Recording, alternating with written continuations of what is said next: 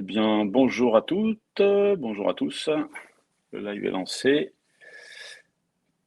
Merci d'être présents et de nous rejoindre pour ce webinaire. On va attendre encore quelques secondes que plusieurs personnes se connectent. On attend encore un petit peu de monde. On va laisser passer une petite minute et on va pouvoir démarrer.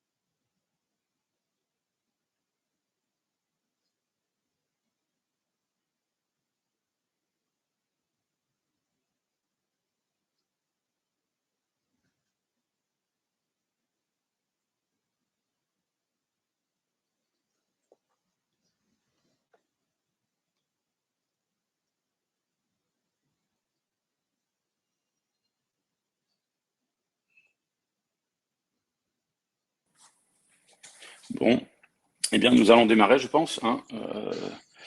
Les arrivées se sont calmées, donc eh bien à nouveau bonjour, bienvenue à toutes et tous pour ce webinaire que nous allons vous présenter concernant une deuxième solution logicielle concernant la programmation hors ligne.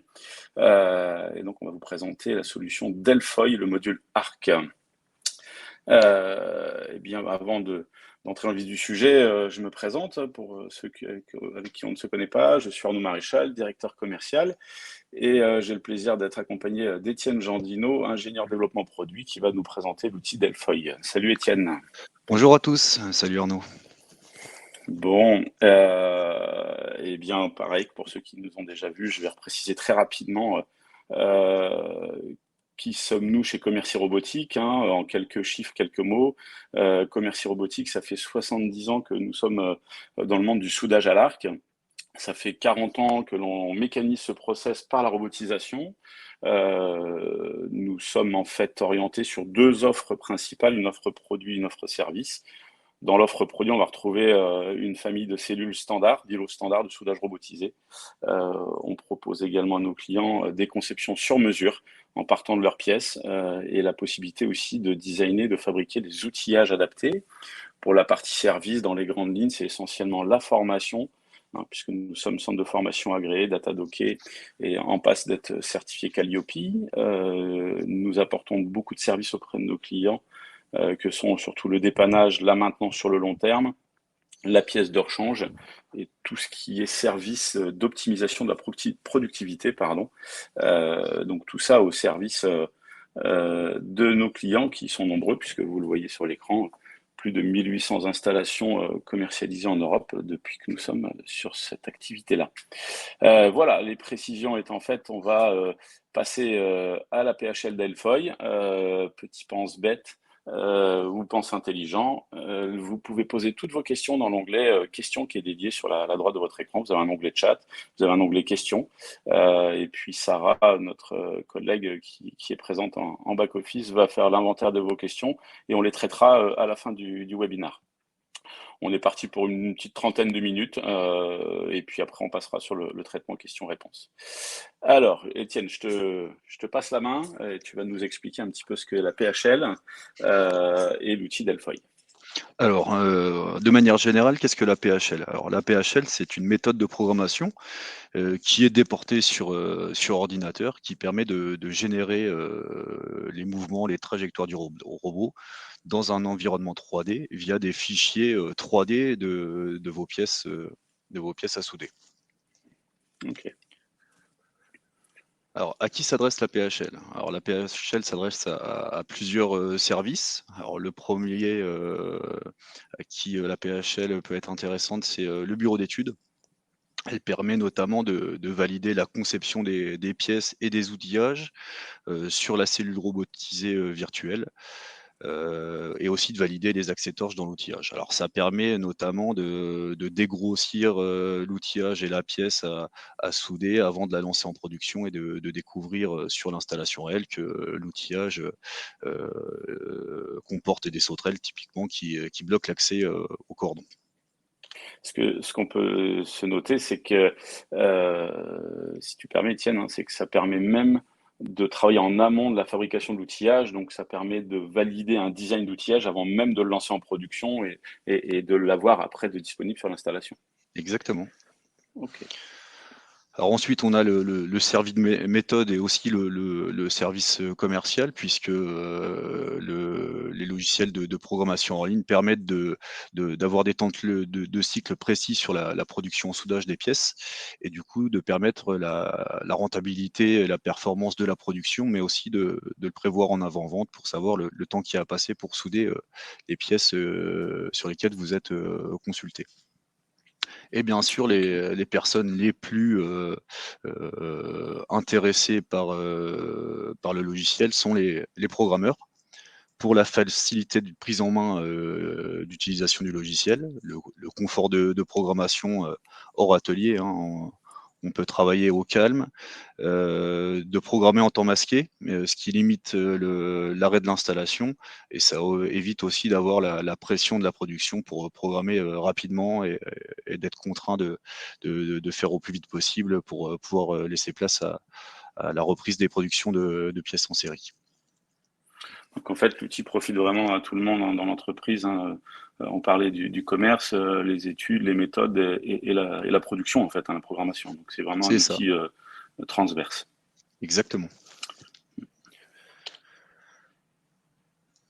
Alors, sur ce webinaire, on va vous présenter en particulier la programmation en ligne Delphoy. Alors, quelques mots sur la société Delphoy. C'est une société finlandaise qui a été fondée en 1990, donc une trentaine d'années d'expertise dans la programmation hors ligne notamment, avec deux types de produits, hein. Le premier qui est Delphoy Planner, qui est une solution de gestion de planning et de production, et Delphoy Robotics avec les logiciels de programmation en ligne. Alors, chez Delphoy, il y a plusieurs modules qui permettent de faire de la manutention, de l'ébavurage, de la peinture, du soudage par résistance et du soudage arc, qui est la partie qui va nous intéresser, et notamment en soudage arc MIG-MAG, en TIG ou encore en soudage laser. Donc Delphoy est commercialisé dans le monde entier.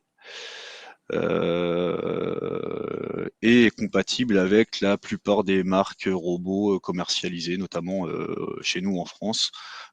Fanuc, Kuka, ABB, Yaskawa, IGM, Panasonic. Donc toutes les marques qui sont présentes sur notre marché sont intégrées, disponibles sur le logiciel. Donc c'est-à-dire qu'avec un logiciel, vous pouvez programmer plusieurs installations et plusieurs marques de robots. Alors pourquoi on Alors, a choisi Delphoy? On a fait il y a quelques années un benchmark des logiciels compatibles multi-robots sur le marché, et on a considéré que Delphoy était la PHL la plus intuitive pour nos clients, et c'est celle qui nous paraissait répondre le mieux et parler le plus aux soudeurs notamment. ok. Alors, ce qui est intéressant, je vais peut-être poser une question que certaines personnes se posent, c'est que en faisant l'acquisition d'une licence Delphoy, on est tout de suite compatible avec les différentes marques de robots sans avoir à ajouter de modules dédiés à telle ou telle marque de robot. On est d'accord, Étienne, c'est bien ça. C'est ça exactement. Donc, Exactement. l'arrivée de cette PHL avec l'acquisition d'une cellule de soudage robotisée chez Commercy Robotique, par exemple, peut permettre aussi d'exploiter cette PHL sur un autre robot déjà présent dans l'atelier, en fonction de sa génération, j'imagine.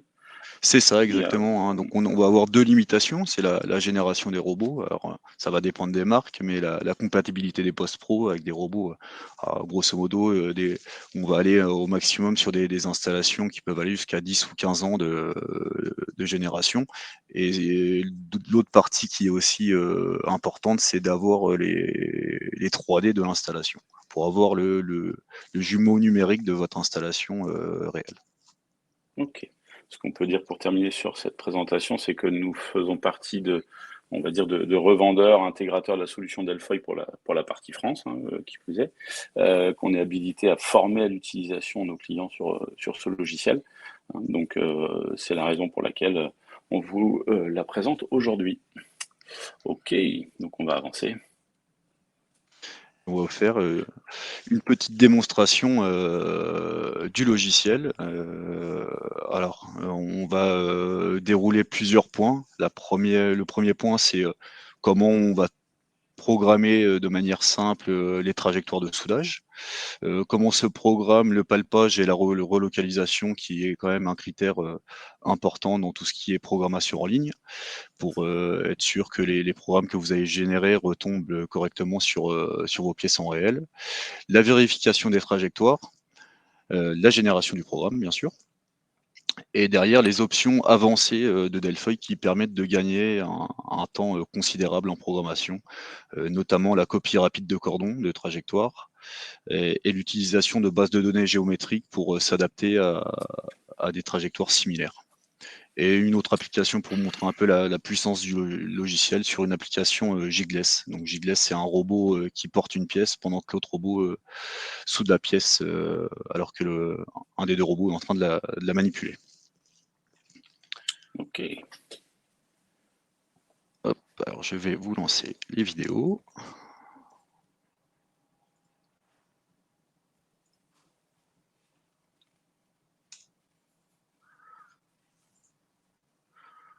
Voilà. Alors sur l'architecture et le principe de programmation du logiciel Delphi, on va commencer par créer un cordon en sélectionnant une arête, appliquer sur le cordon créé une relocalisation et derrière valider le programme, que ça soit en accessibilité, en limite de joint, en singularité, en collusion, ce que vous pouvez tous bien connaître sur les installations réelles. Et derrière, on va post-processer le programme dans le langage du robot qui est concerné.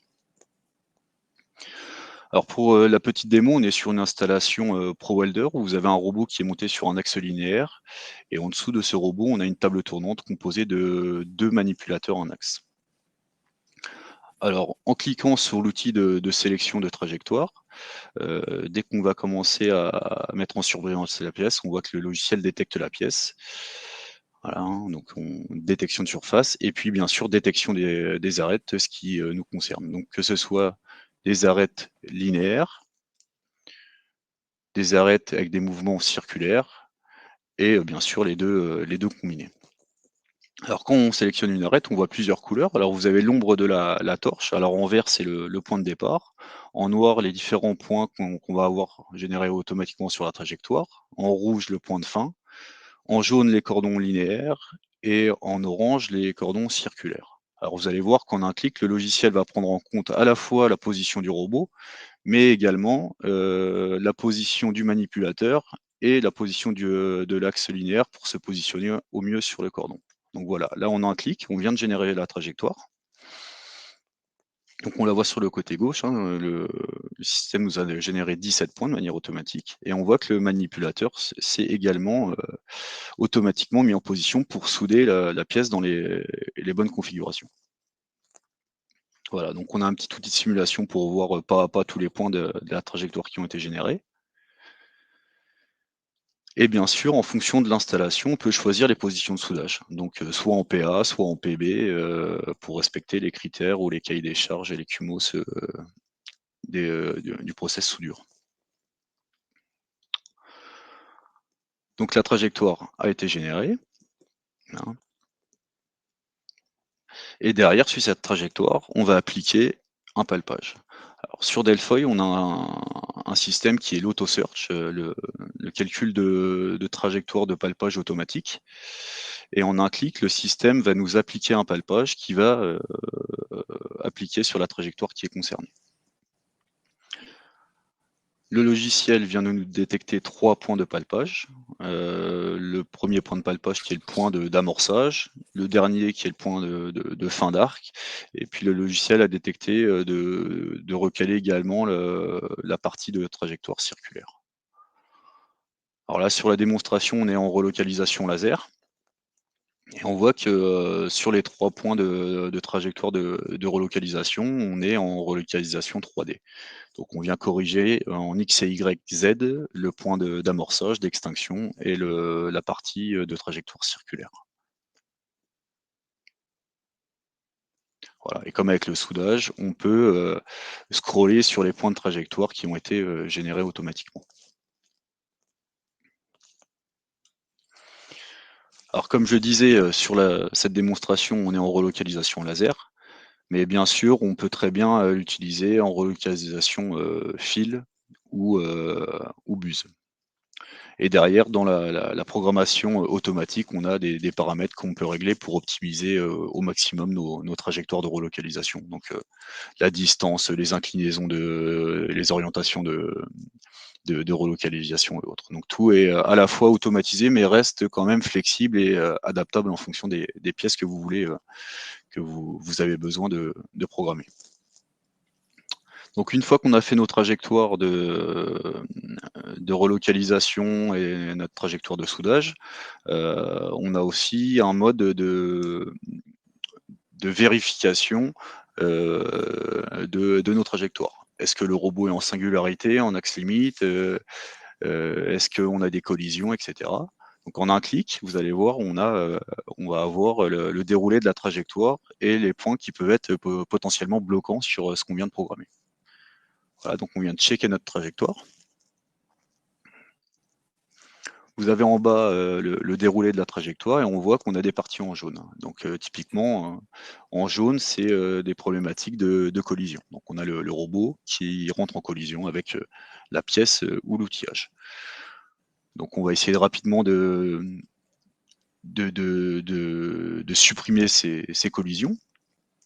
Donc là, typiquement, on a une collision sur le premier point d'approche de recherche. Et on va simplement jouer sur l'orientation et l'inclinaison autour de l'axe Z de notre localisation pour dégager le robot et effectuer une relocalisation sans collision. Voilà, donc là on voit qu'il reste encore une petite collision sur un point, donc on va encore incliner un petit peu plus.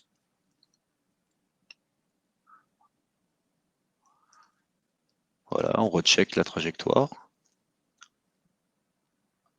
Et la collision a disparu. Donc il nous reste deux petites collisions qui arrivent fréquemment, qui sont au début d'amorçage et puis au point de fin d'arc, notamment quand vous êtes dans des coins, où vous avez la buse qui a tendance à toucher la pièce. Donc on va jouer sur les inclinations d'angle de tirer et de pousser pour dégager notre torche de la pièce. Voilà.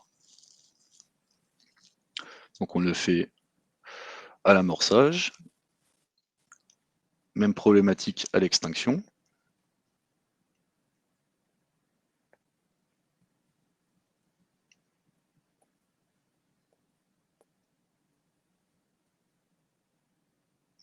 Voilà. Et notre trajectoire est validée. Donc on peut voir sur une trajectoire qui est relativement complexe, hein, avec des axes synchronisés, etc. En à peine 5 minutes, on vient de programmer la trajectoire, la relocalisation et de débugger la partie collision de trajectoire.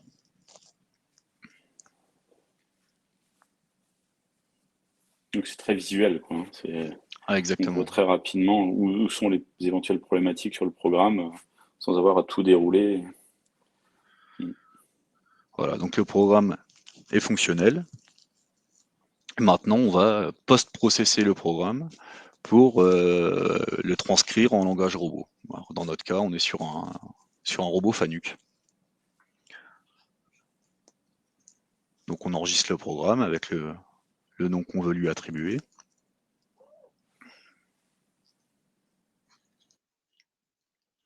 Et pour ceux qui connaissent le langage de programmation FANUC, le programme a été généré.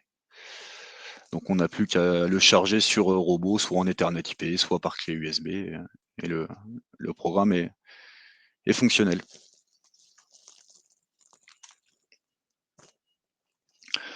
Donc voici pour la méthode de programmation normale de la PHL Delfoy. Et on va passer aux méthodes de programmation évoluées qui vont nous faire gagner un temps certain, voire colossal sur sur nos créations de trajectoires.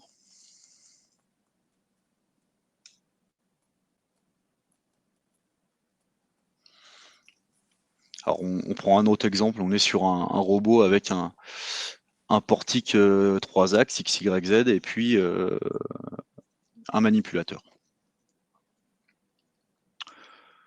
Donc comme tout à l'heure, on va sélectionner une arête pour créer une trajectoire. Voilà, donc en un clic, le logiciel détecte l'arête.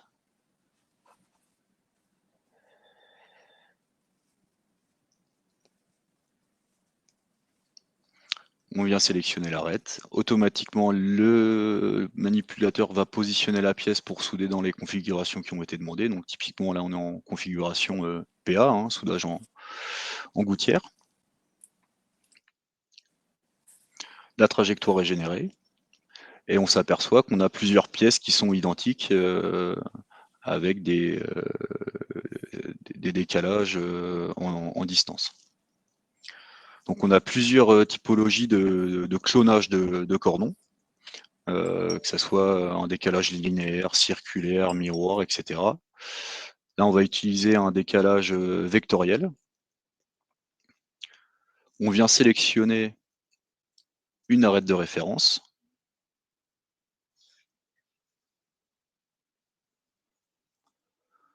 On sélectionne l'arête qui va réceptionner la position du cordon et le cordon a été copié. Là, on voit qu'on a 4 pièces qui ont un décalage d'entre axes identique. On vient scroller pour donner le nombre de clones qu'on veut effectuer. On applique nos trajectoires. Et le logiciel nous a créé les 4 trajectoires, les 4 cordons, en prenant en compte la position du manipulateur et des axes supplémentaires du robot. Et ce qui est à noter, c'est que chaque trajectoire reste aussi indépendante. Alors typiquement, si vous avez des trajectoires qui sont identiques, mais que vous avez une sauterelle à un endroit, vous pouvez modifier une trajectoire sans toucher et modifier les autres. Alors là, on voit qu'on a 4 pièces qui sont identiques, mais de l'autre côté de la pièce. Et donc, on va refaire une copie de trajectoire symétrique.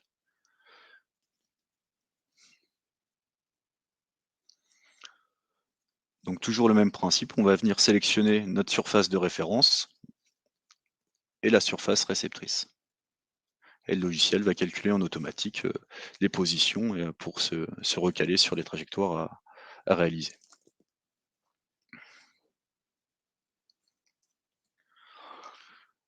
Donc cette fonction permet de gagner un temps colossal sur la programmation, puisque vous voyez que en créant une trajectoire complète et en 2 clics, on a démultiplié toutes les trajectoires en prenant en compte les positions du manipulateur et les positions du robot avec ses axes supplémentaires.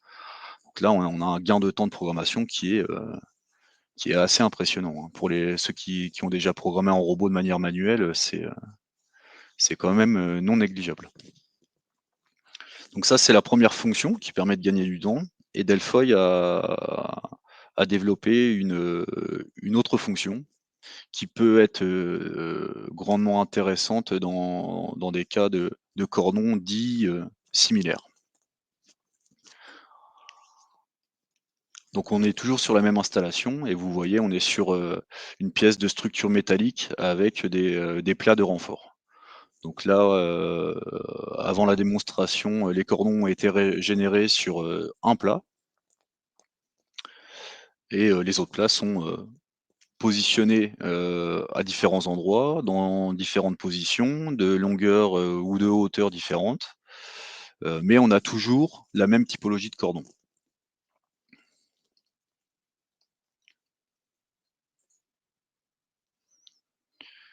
Donc là, on a déjà réalisé les trajectoires qu'on va vous dérouler. On va souder de part et d'autre du plat avec des phases de recherche et du multipass. Donc là, on voit nos phases de recherche, le cordon, premier cordon, deuxième cordon, troisième cordon, et les cordons identiques de l'autre côté du plat à souder. Donc ces cordons et cette programmation de trajectoire va nous servir de référence. Et on va l'enregistrer en tant que base de données.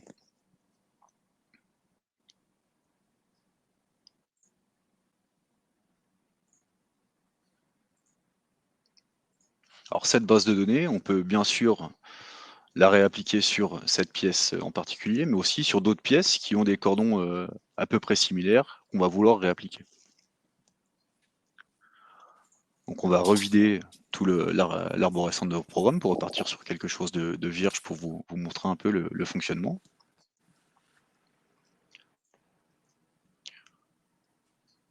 On clique sur notre robot, on va rechercher la bibliothèque qu'on vient d'enregistrer. On a un petit menu qui s'affiche sur lequel on va choisir si on veut décomposer tous les cordons en un programme ou si on va tout fusionner dans un programme. Si on bloque les axes d'orientation, etc. Enfin, plusieurs options qui permettent de garder une certaine flexibilité. Et ensuite, en un clic, on va appliquer le programme qu'on a généré sur toutes les pièces qui sont similaires. Donc le logiciel va recalculer les positions de trajectoire, de relocalisation, en se basant sur la géométrie des pièces qui sont similaires.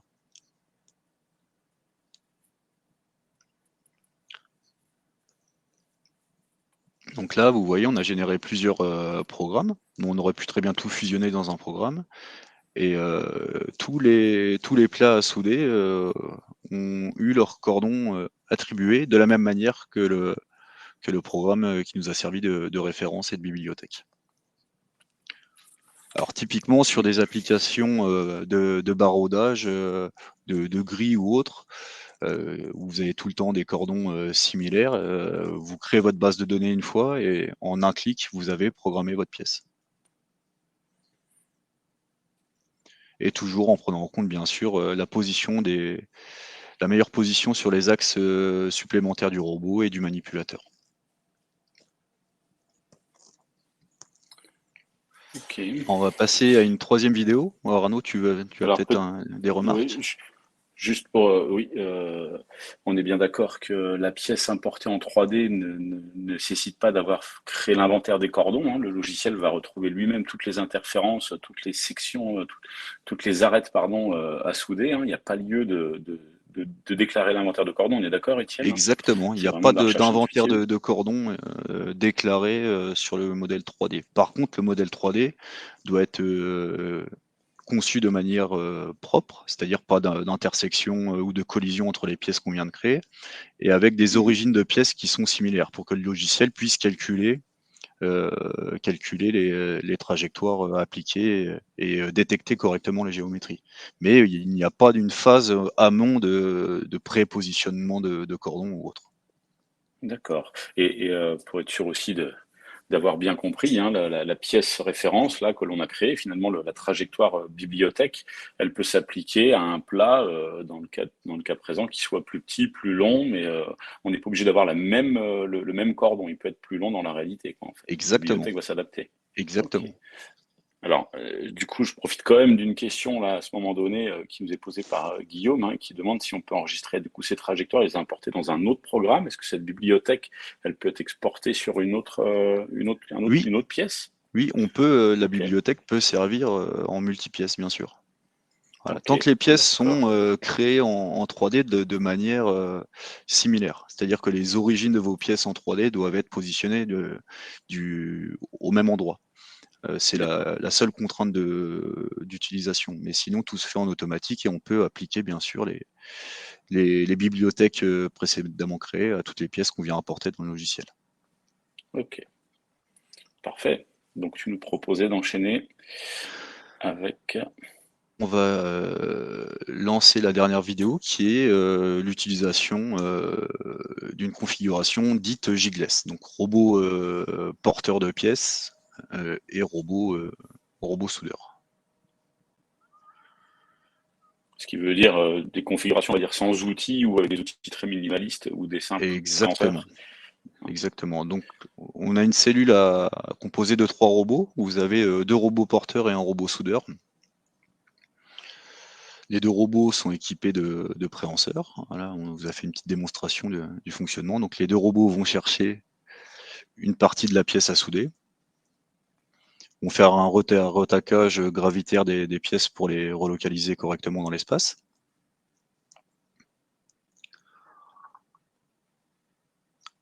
On vient plaquer les deux pièces. On vient faire un premier pointage pour libérer un des robots. Une phase de relocalisation pour assurer l'emplacement du cordon à souder. Et on vient appliquer la soudure. Voilà un peu ce qu'on est capable de faire avec le logiciel. Alors on va vous montrer aussi autrement, c'est vraiment de travailler de comment se comporte le robot de manutention avec un robot soudeur et la synchronicité qu'on peut avoir entre les robots.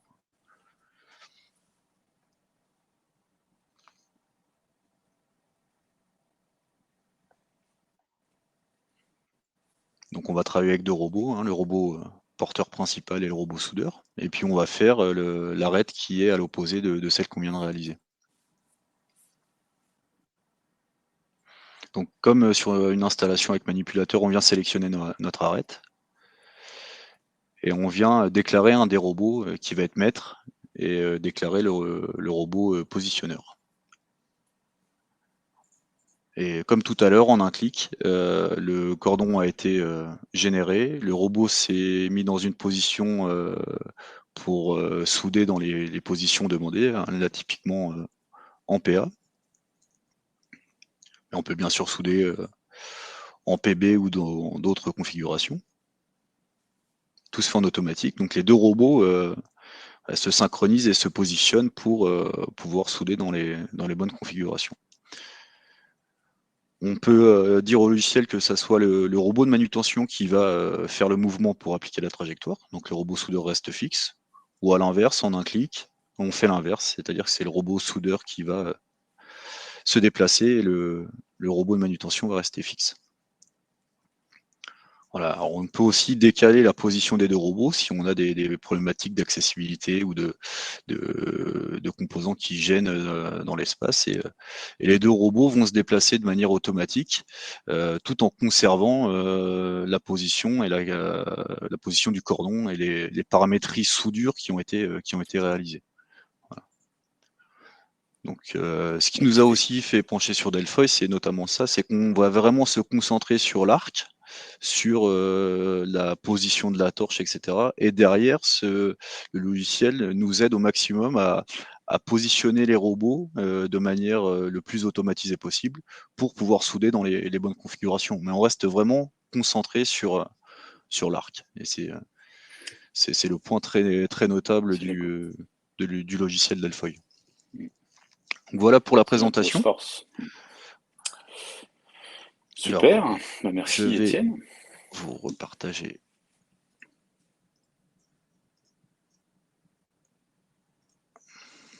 le PowerPoint. Alors oui, Ah, on donc a prévu de résumer un petit peu les voilà. principaux avantages. Oui, oui. Donc, les principaux avantages de la programmation hors ligne, c'est la sécurisation de la conception de vos pièces et outillages avant la conception et avant la fabrication.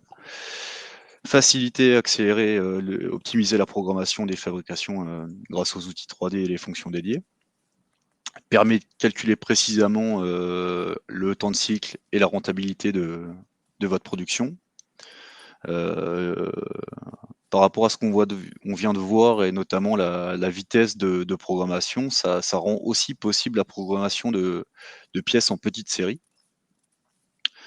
Et bien sûr, on maximise la productivité des installations puisqu'on limite l'immobilisation de l'installation qu'on programme de manière manuelle. Ok. Eh bien, on a fini de vous présenter cet outil. Alors, il mériterait qu'on y passe beaucoup, beaucoup plus de temps, hein, mais ça vous permettait de voir quelles sont les fonctionnalités principales et son grand intérêt pour les applications soudage. On va pouvoir passer au traitement de vos questions. Alors, n'hésitez pas à en poser, même encore maintenant, hein, pour ceux d'entre vous qui n'ont pas encore eu le temps de le faire. On a aussi quelques questions qui ne sont pas forcément posées là, mais qu'on a l'habitude d'avoir de la part de nos clients. Comment est-ce qu'on va procéder, Sarah, qui a une petite extinction de voix, donc je pense que tu prends le micro pour nous poser les questions. Pas. Bonjour à tous. Oui, alors excusez-moi pour ma Ah, voix un petit peu, un petit peu elle est faiblie. revenue. Donc oui, effectivement, on a eu quelques questions qui sont venues, au cours du webinaire auxquelles j'ai pas pu répondre. Alors la première de Benoît qui nous demande: «Est-ce que l'on peut cloner la relocalisation en même temps que la trajectoire?» Oui, c'est faisable. En fait, on vient sélectionner tous les programmes, que ça soit relocalisation, multipass ou autre, qu'on veut cloner, et on peut absolument tout cloner. En fait, la trajectoire de relocalisation reste une trajectoire au même titre que la trajectoire soudage, donc on peut l'exporter, la mémoriser et la réimporter, en fait. Exactement. C'est ça, hein. Ensuite, donc Ok. Jean-Christophe qui nous pose la question: «Est-ce que le process Permutax est fonctionnel avec la PHL?» Car il a une installation Phanux 8 axes. Alors, effectivement, on est capable de permuter les axes. Alors, si je comprends bien, le permutaxe, c'est de passer le programme d'une zone à une autre. Donc, le logiciel permet effectivement de le faire. D'accord, ce qui permet de programmer sur une table tournante ou deux zones en ligne et de copier-coller, adapter le programme, en fait. C'est ça. Exactement. Et peut-être même une fonction miroir, j'imagine. Il y a peut-être aussi la C'est possibilité, aussi tu l'as faisable, montré tout à l'heure, la ouais, fonction oui. miroir est Ouais, faisable dans c'est Zapton bien sûr linéaire. faisable, ouais. Jean-Christophe, vous nous direz si on s'est bien compris, vous pouvez peut-être remettre un petit message dans le chat, si vous voulez. Ok. Donc ensuite, on a Arnaud qui nous pose la question: «Est-ce que les applications ARC des marques de robots sont prises en compte, ainsi que les fonctions propres aux marques de source dans les downloaders post-pro?» Alors, de manière globale, le logiciel prend les fonctions ARC de quasiment tous les robots principaux du marché. Euh, il se peut régulièrement, on y est notamment nous confrontés, qu'un intégrateur a ses petites spécificités. Donc vous avez des robots qui sont configurés notamment avec la source de soudure de manière différente, même avec une marque de robot. On peut avoir des spécifications différentes. Et c'est là que on a aussi la flexibilité de Delphoy, c'est qui sont à même de modifier, adapter le post-pro de génération de programmes dédié à la configuration de votre installation. C'est-à-dire que si vous avez une installation avec certaines spécificités de fonctionnement, Delphoy est capable de les prendre en compte pour adapter leur post-pro et du coup de générer les trajectoires conformes à votre installation réelle. Ok. Et concernant le soudage, oui, là, la question d'Arnaud, c'était aussi les fonctions propres aux marques de source dans les downloaders. Là, la programmation du générateur. Alors ça, on est Elle va. capable de le faire par l'intermédiaire du robot, encore faut-il que l'installation réelle soit déclarée de la sorte, hein. C'est-à-dire que si par exemple vous avez votre paramétrice soudure qui est directement pilotée par le robot, la vitesse fil, correction de hauteur d'arc, etc., et que rien ne passe par le générateur, hein, c'est le robot qui envoie absolument tous les éléments au générateur, le logiciel est capable aussi de prendre en compte ces spécificités-là. Donc, c'est-à-dire que dans les trajectoires de soudure notamment, eh ben, on va renseigner la vitesse fil, la correction de hauteur d'arc, etc. On est vraiment capable de tout faire. Donc on peut programmer aussi, transcrire le démos via Delphoy directement dans la programmation en fait. Ce qui permet vraiment Exactement. au bureau d'études et méthodes de respecter le mode Alors, opératoire. si l'installation a été, l'installation réelle a été Hmm, configurée de la sorte. Typiquement, si vous tout avez une à fait. installation qui travaille en appel programme soudure, forcément le logiciel ne pourra pas travailler avec le renseignement des paramétries soudure. Ouais. Il faut que l'installation réelle soit interfacée de cette manière pour que ça puisse fonctionner. Parfait. Sarah, est-ce que tu as quelques autres Oui, alors il y a questions? également une question de Paul qui demande: «Pour le soudage stick, faut-il reprendre les trajectoires en réel?» Oui, oui. Alors la plupart du temps, dans tous les cas en programmation en ligne, alors quand on va commencer à arriver sur des installations, notamment avec des axes supplémentaires, vous avez toujours une reprise de trajectoire. Alors avec l'expérience, on considère qu'on a à peu près 80% de temps passé sur la programmation en ligne et il y a 20% de temps de finalisation sur l'installation réelle. Alors après, forcément, ça va dépendre des pièces à souder. Quand vous êtes sur de la grosse structure métallique, généralement, on va appliquer des phases de relocalisation.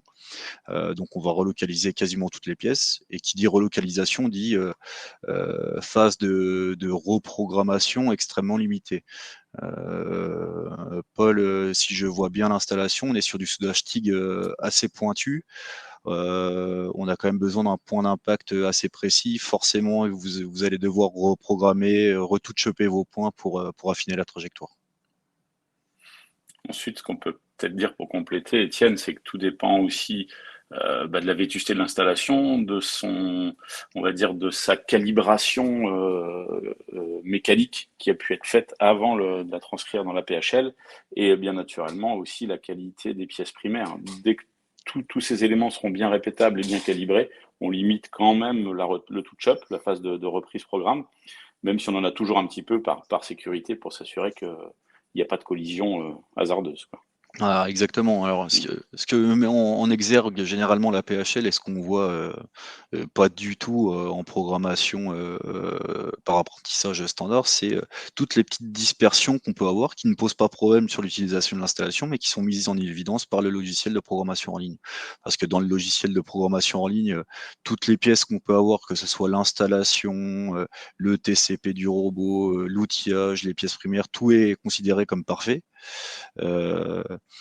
Et par contre, sur l'installation réelle, forcément, on a des dérives entre ce qui a été généré par le bureau d'études et la fabrication des pièces.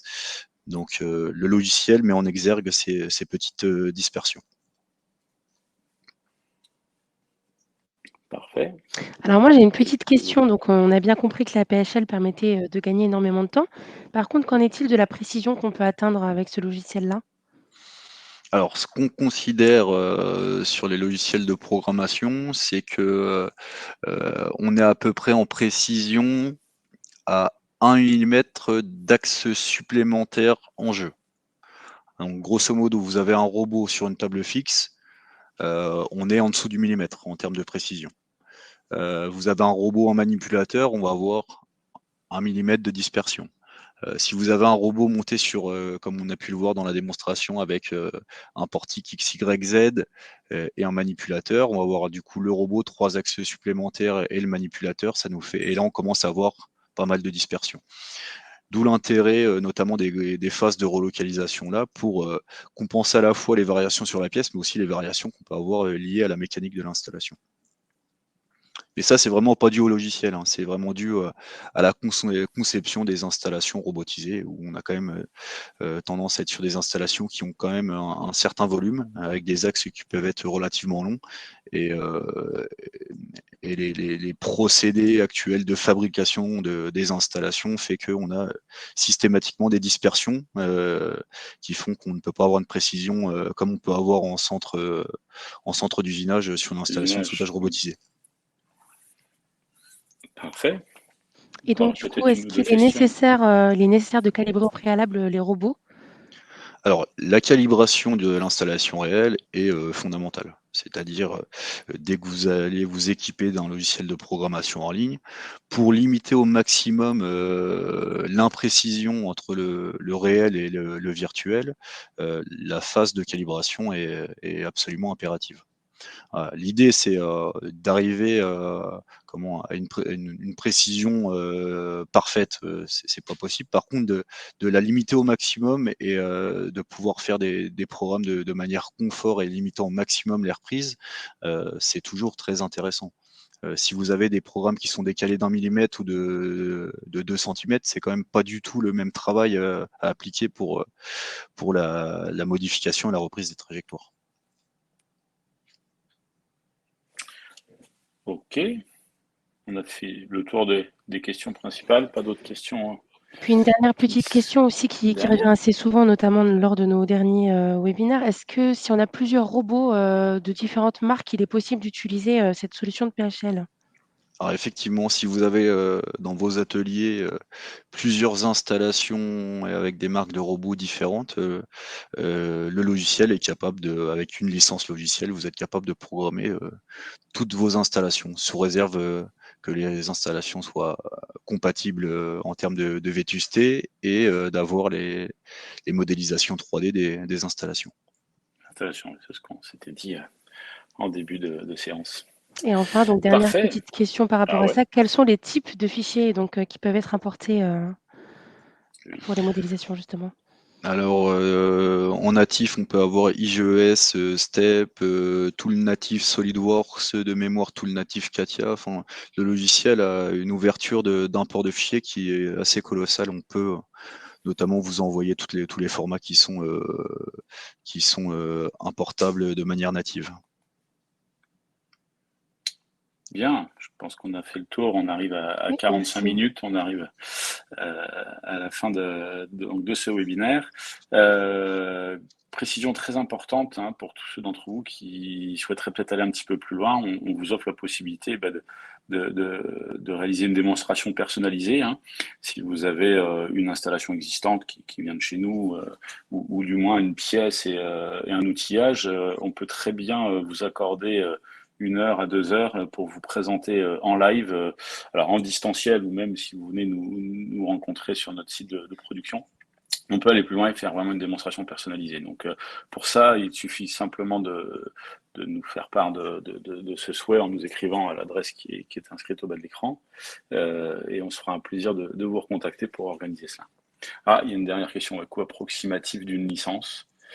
Alors ça On peut peut-être pas dépend, donner des éléments. ça dépend bon, effectivement, vous avez le coût de la licence, mais il y a aussi le coût de la calibration et de modélisation de l'installation. Donc ça peut être extrêmement variable. Voilà. Et si vous avez besoin d'un devis particulier, on est là pour vous y répondre. On pourra vous répondre. Parfait, très bien. Eh bien, écoutez,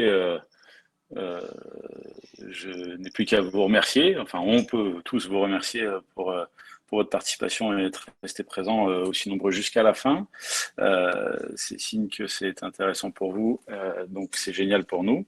Moi, je vais vous souhaiter une bonne fin de journée. Étienne et Sarah également. À bientôt et au À plaisir bientôt. de futurs échanges. Et pour notre prochain rendez-vous, ça sera sur la relocalisation laser. Oui, horizon décembre. Vous serez informé puisque vous faites partie de nos listes d'emails privés. Donc, on vous renseignera sur ce prochain webinaire Horizon décembre. À très bientôt. Merci à tous. Bonne journée à Merci à tous. tous, au revoir. Au revoir.